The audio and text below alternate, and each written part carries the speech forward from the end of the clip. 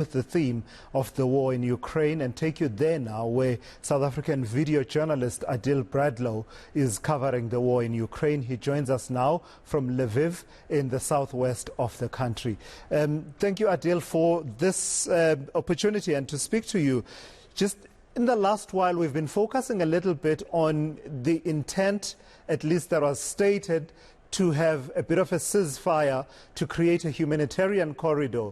Initially, it didn't materialize, and there's been this second attempt at a ceasefire to allow civilians to, those who want to exit, particularly in Mariupol, to do exactly that. Locate yourself for us and tell us what you are seeing by way of this ceasefire either materializing or not materializing. So, as we understand it, the port city of Mariupol is under complete siege. The ceasefire has not come into effect, and there were attempts by civilians to leave the city. They were fired on by the Russians, and we have reports of 3 casualties, three people confirmed killed, including 2 children.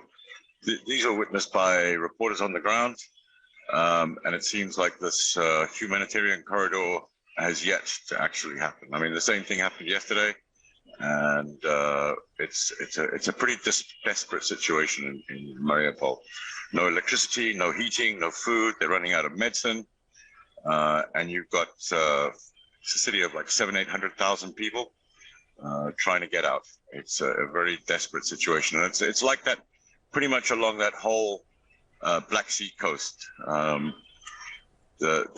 A lot of the news today is actually centered around Odessa, which is to the south of Mariupol. This is the next focus of the Russian attacks. They're basically trying to cut Ukraine off from its access to the Black Sea. This would have a crippling effect on its economy and would provide a significant victory for the Russians if it were to come into place. Yeah. The city where you are, Lviv, it was in the spotlight a few days ago with the attempts by many to flee Ukraine via Poland. And I imagine that you must have been coming through, you must have come across a lot of human suffering in that process as people are trying to leave. But just update me on that, the attempt to go across the borders either to Hungary or to Poland itself and the other neighboring states, but also in terms of what the conflict is looking like in the city itself. So in Lviv, in the far west of Ukraine, there is no combat taking place as such, but over 1.2, 1.3 million people have left, most of them coming through Lviv. So they're taking trains from places like Kherson, Kharkiv, Kiev, all the places basically under siege and under attack by the Russians at the moment. The train system is still functioning, so people are getting on trains, going to Kiev first of all, and then from Kiev down to Lviv here, and then from here they either get on buses or they get on the train and try and get to the Polish, the Polish border, the Slovak border, or the Hungarian border. There's 3 options basically that are operating right now. Although I understand that some people are passing across the Moldovan border as well.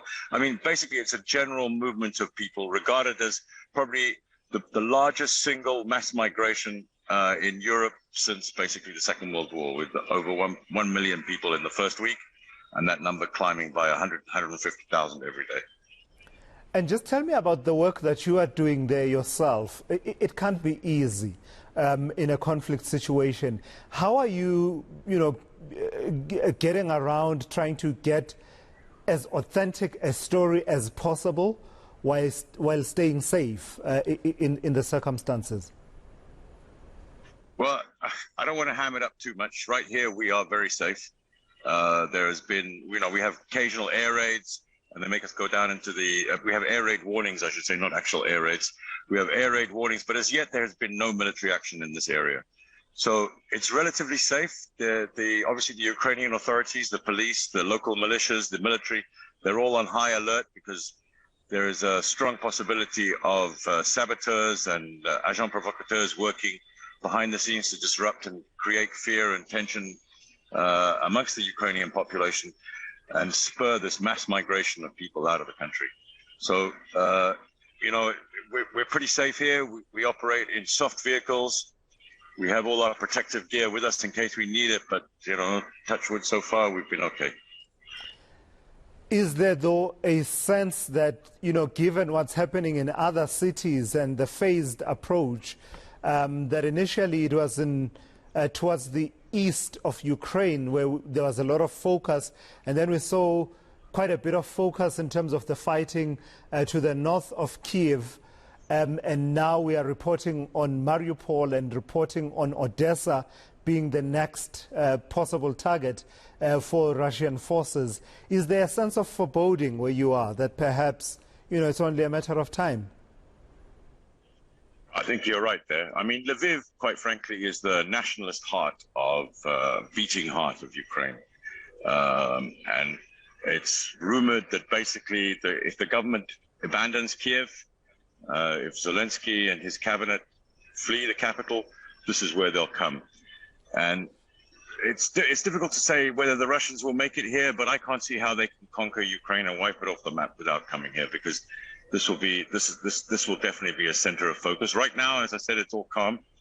But just to go back to your talk about the Russian offensive, there are two basic areas where the Russians are concentrated at the moment. It's in the north, in the roads to Kiev, and in the south, around the Black Sea. So in the north, there's a lot of activity as well. The Russians are bogged down. The 60-kilometer-long convoy has hardly moved in the last week. Apparently, that's due to logistical problems, sabotage, attacks by the Ukrainians. So it's the campaign is not going as the Russians had hoped, and the Ukrainians are putting up a hell of a fight. And I think this is going to be a very long and protracted war. And lastly, Adil, just tell me about that.